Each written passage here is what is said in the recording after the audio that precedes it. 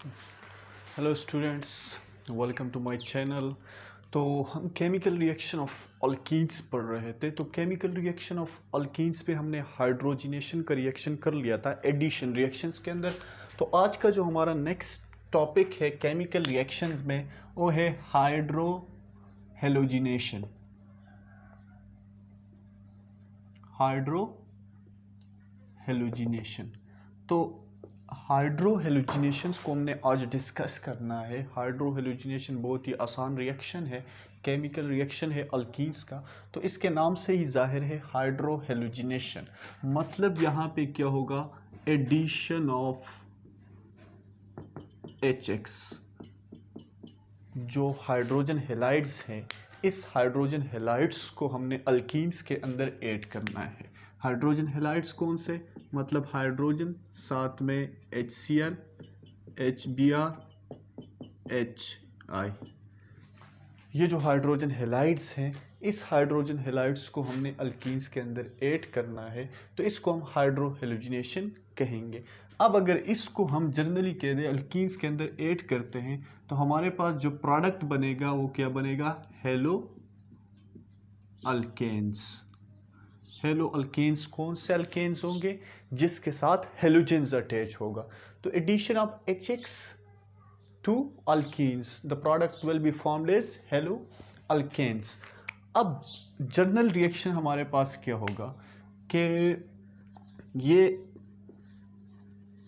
Alkenes है, इस alkenes के अंदर हमने ऐड करना है हाइड्रोजन हेलाइड्स को। प्रोडक्ट हमारे पास बनेगा हेलो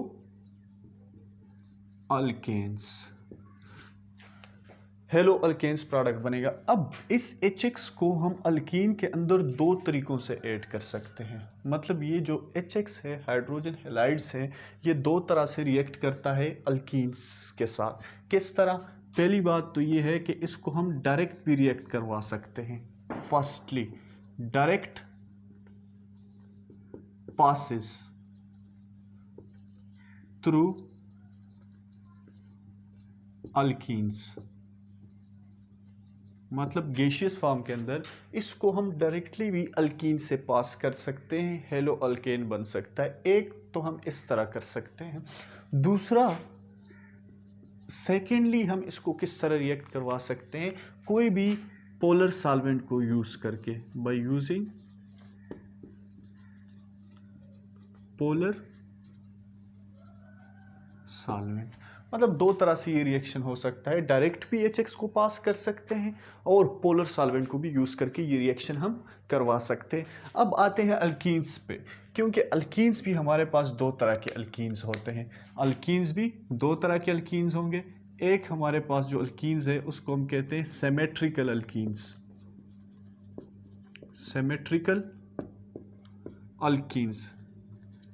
और सेकेंड में अनसिमेट्रिकल, अनसिमेट्रिकल अल्कीन्स।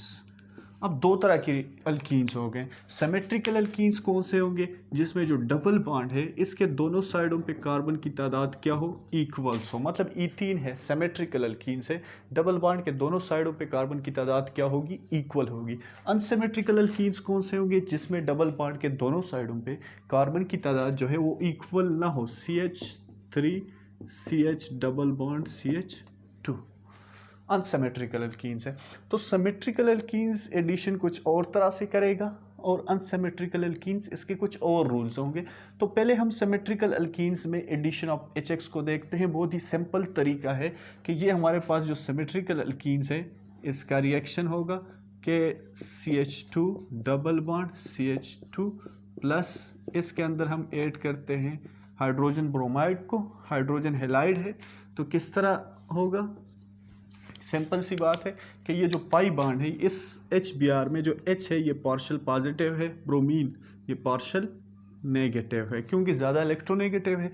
तो इस CH2 और इस CH2 के दरमियान ये जो पाई बॉन्ड है, ये पाई बॉन्ड यहाँ से अटैक करता है इस पार्शियल पॉजिटिव हाइड्रोजन के ऊपर। इन दोनों के दरमियान जो बॉन्ड है ये ब्रोमीन की साइड पे शिफ्ट हो जाता है क्योंकि ये अपने इलेक्ट्रॉन्स ले लेता है।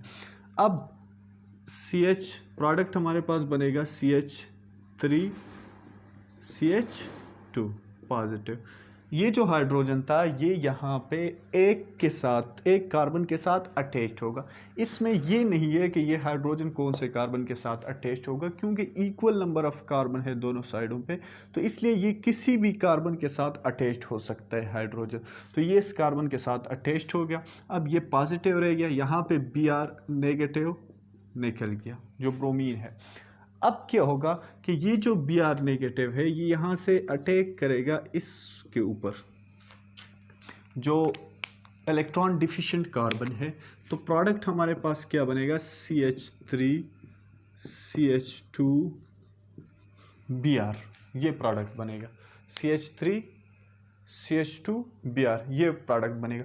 तो ये जो रिएक्शंस है ये हमारे पास कौन सा है, सिमेट्रिकल एल्कीन्स के लिए है। तो सिमेट्रिकल एल्कीन्स में ये मैटर नहीं करता कि जो हाइड्रोजन है पॉजिटिव पार्ट है रिएजेंट का या नेगेटिव पार्ट है, ये किसी भी साइड पे अटैच हो सकता है। अब हमारे पास है अनसिमेट्रिकल एल्कीन्स। तो अनसिमेट्रिकल एल्कीन्स के लिए हम यूज़ करते हैं मार्कोनिकॉफ रूल्स। तो मार्कोनिकॉफ रूल्स में ये है कि जब भी हम HX को रिएक्ट करेंगे एल्कीन्स के साथ, तो जो HX का पॉजिटिव पार्ट है मतलब हाइड्रोजन, वो अटैच होगा उस कार्बन के साथ जिस कार्बन के साथ ऑलरेडी हाइड्रोजन की तादाद ज़्यादा होगी। अब यहाँ पे हम बात करते हैं फॉर अनसिमेट्रिकल एल्कीन्स। तो फॉर अनसिमेट्रिकल एल्कीन्स क्या होगा, ये हमारे पास अनसिमेट्रिकल एल्कीन्स है। तो फॉर अनसिमेट्रिकल एल्कीन्स कौन से रूल्स यूज होंगे, मार्कोनिकॉफ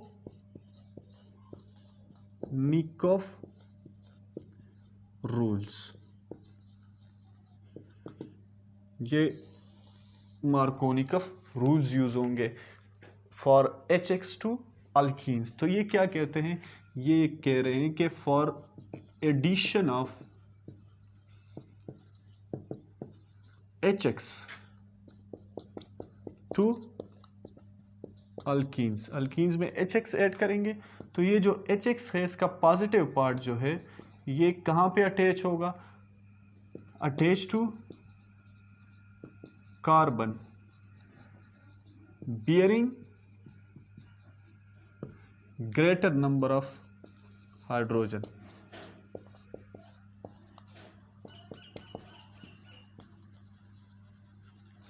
अगर ये positive part doubly bonded carbon के उस कार्बन के साथ अटैच्ड होगा जिसके साथ ऑलरेडी हाइड्रोजन की तादाद ज़्यादा है, जो दूसरा नेगेटिव पार्ट है फिर वो सेकंड कार्बन के साथ अटैच होगा जिसके पास हाइड्रोजन की तादाद कम होगी।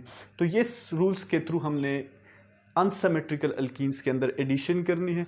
यहाँ पे हम एक जनरल एग्जांपल ले लेते हैं कि हमारे पास है CH3, जो प्रोपीन है CH3 CH double bond CH2 unsymmetrical alkenes है। डबल बॉन्ड इस साइड पे 2 कार्बन, इस साइड पे 1 कार्बन, इसके अंदर आप ऐड करते हैं HBr को। अब इसमें ये है कि ये डबली बॉन्डेड कार्बन है, ये भी इसके साथ हाइड्रोजन की तादाद ज़्यादा है, 2 है, इसके साथ 1 है। तो ये जनरल सी बात है कि ये इसका पॉजिटिव पार्ट है, ये इसका नेगेटिव पार्ट है। अब ये अटैच होगा इस कार्बन के साथ, यहाँ से जब ये पाई बॉन्ड इसके ऊपर जाएगा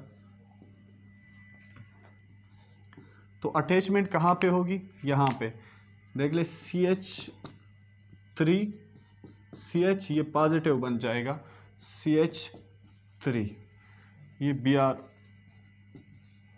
निकला। तो यहाँ पे देख ले इस CH2 के साथ जो है ये हाइड्रोजन अटैच हो गया, क्योंकि इसके पास ऑलरेडी हाइड्रोजन की तादाद ज़्यादा है। तो जो मार्कोनिकॉफ रूल्स है वो यहाँ पे अप्लाई हो गया फॉर अनसिमेट्रिकल एल्कीन्स। तो Br नेगेटिव यहाँ पे रह गया। अब इस Br नेगेटिव ये जो इस पॉजिटिव इलेक्ट्रॉन डिफिशिएंट कार्बन है ये इसके ऊपर अटैक करेगा तो ये इसके साथ अटैच हो जाएगा। तो यहाँ पे CH3CH Br CH3, मतलब हमारे पास बन गया प्रोपाइल ब्रोमाइड भी बन गया, या हम कहते हैं 2 ब्रोमो प्रोपेन भी बन गया। तो इसको हम हेलो अल्केन्स कहते हैं। एक तो हमारे पास जनरल रिएक्शन ये है। अब 2 तरह के प्रोडक्ट्स बन सकते हैं। अगर हम अनसिमेट्रिकल एल्कीन्स को HX के साथ या HBr के साथ रिएक्ट करते हैं तो हमारे पास पॉसिबिलिटी ये भी है कि हमारे पास 2 तरह के प्रोडक्ट्स बन जाए। अब 2 तरह के प्रोडक्ट्स हमारे पास कौन कौन से हो सकते हैं। अब यहाँ पे हम देखते हैं कि हमारे पास अल्कीन्स हैं, अनसिमेट्रिकल अल्कीन्स हैं। उस अनसिमेट्रिकल अल्कीन्स को हमने रिएक्ट कराना है। अनसिमेट्रिकल अल्कीन्स है मतलब यही प्रोपीन है CH3 CH double bond CH2 plus HBr। दो प्रोडक्ट्स बन सकते हैं। कौन कौन से? एक प्रोडक्ट बनेगा जो मार्कोनिकॉफ रूल को फॉलो करता होगा CHBr CH3। दूसरा बनेगा जो कि मार्कोनिकॉफ रूल को फॉलो नहीं करता होगा। ये दो प्रोडक्ट्स बन गए। जो प्रोडक्ट मार्कोनिकॉफ रूल को फॉलो करके बना है इसको हम कहते हैं एक्चुअल प्रोडक्ट। ये हमारे पास एक्चुअल प्रोडक्ट होगा, ये वाला प्रोडक्ट होगा, ये एक्चुअल प्रोडक्ट होगा। और इसको हम कहते हैं कि ये प्रोडक्ट फॉर्म नहीं होता। अब ये जो दोनों कंपाउंड्स हैं इनका मॉलिक्यूलर फार्मूला सेम है, लेकिन सिर्फ कनेक्टिविटी ऑफ ब्रोमीन्स के अंदर फ़र्क है। तो इसलिए इन दोनों कंपाउंड्स को हम नाम देते हैं कि ये हमारे पास क्या है, ये हमारे पास है कॉन्स्टिट्यूशनल आइसोमर्स। ये एक दूसरे के क्या है? Constitutional isomers. मतलब ऐसे मॉलिक्यूल्स जिसका मॉलिक्यूलर फार्मूला सेम हो लेकिन उसके अंदर कनेक्टिविटी ऑफ एटम्स का डिफरेंस हो, तो इसलिए इसको हम कॉन्स्टिट्यूशनल आइसोमर्स कहते हैं। और ऐसे रिएक्शंस को हम कहते हैं रेजियो सेलेक्टिव रिएक्शंस। तो ये रिएक्शंस क्या होते हैं? ऐसे रिएक्शन रेजियो सेलेक्टिव, क्योंकि ये डायरेक्शन डिपेंडेंट रिएक्शंस होते हैं। रेजियो सेलेक्टिव, इसके साथ यहाँ पे लिख देते हैं डायरेक्शन डिपेंडेंट। अब देखो, अगर कोई मार्कोनिकॉफ रूल को फॉलो करता है तो प्रोडक्ट ये बनेगा। इसमें ये दूसरा, इस जो मार्कोनिकॉफ रूल को फॉलो करके ये प्रोडक्ट बनेगा उसकी स्टेबिलिटी ज़्यादा होगी। कैसे स्टेबिलिटी ज़्यादा होगी? कि ये हमारे पास CH3 है, CH double bond CH2 plus HBr है। अब ये मार्कोनिकॉफ रूल को फॉलो करके प्रोडक्ट हमारे पास बनेगा CH3 CH पॉजिटिव CH3, ये एक बन गया। अब देख लो इसमें क्या बन रहा है। ये हमारे पास जो पॉजिटिव कार्बन है ये सेंटर में आ रहा है, इसका मतलब है इसके एक साइड पे भी मिथाइल है, दूसरे साइड पे भी मिथाइल है। तो यहाँ पे ये कार्बोकेटाइन बन रहा है। कार्बोकेटाइन जिसमें कार्बन के ऊपर पॉजिटिव चार्ज हो, कार्बन इलेक्ट्रॉन डिफिशिएंट हो, उसको हम कार्बोकेटाइंस कहते हैं। तो ये कार्बोकेटाइन बन रहा है। अब ये जो कार्बोकेटाइन है, ये वाला कार्बोकेटाइन ज़्यादा स्टेबल है। अगर उसकी बात करें हम दूसरे तरह पे, तो यहाँ पे जो कार्बोकेटाइन बनेगा वो ये इस तरह बनेगा CH3 CH2 CH2 पॉजिटिव। इसके साथ यहाँ पे एक अल्काइल ग्रुप अटैच्ड है, और यहाँ पे कितने अल्काइल ग्रुप है? ये 2 अल्काइल ग्रुप है। तो जो मार्कोनिकॉफ रूल को फॉलो कर रहा है इसमें ये 2 अल्काइल ग्रुप इसके साथ अटैच है। तो जितने अल्काइल ग्रुप ज़्यादा होंगे उतना ही वो कार्बोकेटाइन ज़्यादा स्टेबल होगा। क्यों? क्योंकि हमने एक पढ़ा है कि हमारे पास जो टर्शरी कार्बोकेटाइंस है ये ज़्यादा स्टेबल होते हैं, फिर सेकेंडरी, फिर प्राइमरी। क्योंकि ये जो अल्काइल ग्रुप होते हैं ये इलेक्ट्रॉन डोनेटिंग ग्रुप्स होते हैं, इसलिए पॉजिटिव चार्ज को स्टेबलाइज करेंगे। तो ये वाला तरीका जो है, ये वाला मेथड जो मार्कोनिकॉफ रूल का है, ये ज़्यादा स्टेबल है। प्रोडक्ट हमारे पास जो कार्बोकेटाइन बन रहा है ये ज़्यादा स्टेबल है, तो इसलिए प्रोडक्ट भी स्टेबल होगा। CH3 CHBr CH3, ये प्रोडक्ट क्या है? ये ज़्यादा स्टेबल है। तो ये हमारे पास रिएक्शंस थे।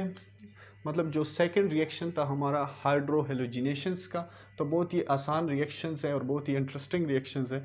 तो अगर इसके बारे में कोई भी क्वेश्चंस हो तो प्लीज़ कमेंट सेक्शन में कीजिएगा। Thank you.